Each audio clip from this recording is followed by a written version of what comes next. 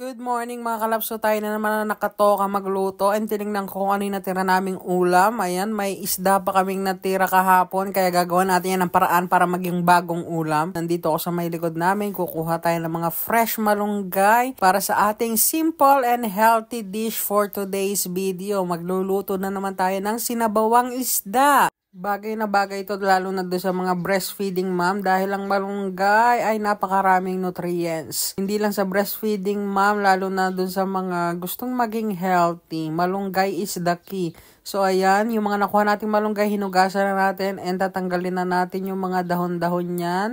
Inaabot ako ng siyam-siyam sa pagtanggal ng mga dahon dahil hindi ako marunong nung maramihan agad ang tanggal. Kaya pagpasensyahan nyo na. So habang tinatanggal natin yung mga yan, itong ulam na to ay napaka-simple lang and napaka-healthy and budget-friendly din dahil ang mga sangkap ay pwede nyo lang makuha sa inyong bakuran or mahingi sa inyong mga kapitbahay. Kaya kung may mga isda kayong tira-tira dyan, hindi lang sa tuna nyo pwedeng gawin to ha. Kahit anong isda na tira-tira nyo, pwede nyo yan sabawan at lagyan ng malunggay. And another bagong ulam na siya. So yun ang gagawin natin dito sa tirang isda namin para makahigop ng sabaw si mama ngayong umaga. Dinamihan ko rin yung kuha ng malunggay kasi mas maraming malunggay, mas better and mas healthy. Tsaka yun din yung gusto ni mama, yung maraming malunggay ang ilalagay sa mga sabaw. Budget friendly and healthy na, ang dali pang lutuin, hindi nyo na kailangan maggisa-gisa. All you need to do is maglaga-laga lang or magpakulo-kulo lang.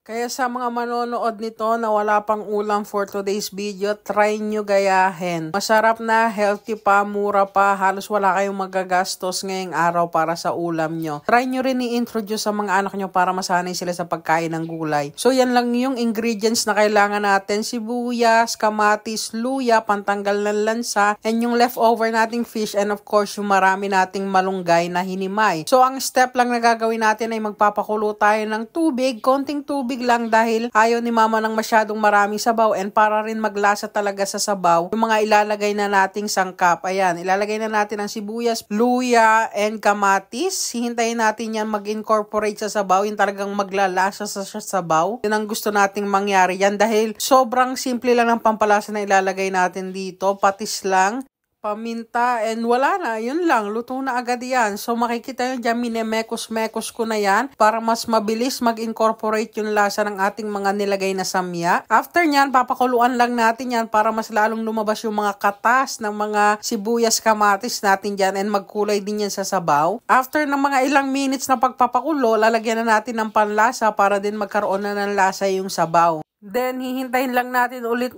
kumulo para mag-incorporate yung nilagay natin panlasa dyan sa sabaw. After nating hintayin na kumulo ng kumulo yan, titikman natin kung nag-incorporate na ba yung lasa ng mga nilagay natin sa sabaw. And after na, ilalagay na natin yung ating main ingredients na leftover fish. Again, uulitin ko, kahit anong leftover nyo na isda ay pwede nyong ilagay. Hindi lang tuna. Nagkataon lang na tuna lang yung available namin na isda, yung natira naming ulam last day. So, kaya yan ang nilagay natin ngayon sa niluto natin. After nyan, isasubmerge lang natin yung ating fish tuna sa sabaw para din makuha ng sabaw yung lasa ng isda natin. Nakaprito na yung tuna kasi nga, ulam pa namin yung kahapon na fried tuna. Kita nyo, konti lang yung sabaw na nilagay ko kasi ganyang sabaw lang yung gusto ni mama. Pero sa mga mahihilig sa sabaw, pwede nyo yan dagdagan or pwede nyong mas damihan para mas makahigop kayo ng maraming sabaw. Dinagdagan ko rin pala tong niluluto ko ng konting tubig pa kasi feeling ko sobrang konti naman na nung sabaw. Kaya ayan, dinagdagan ko siya ng konting tubig.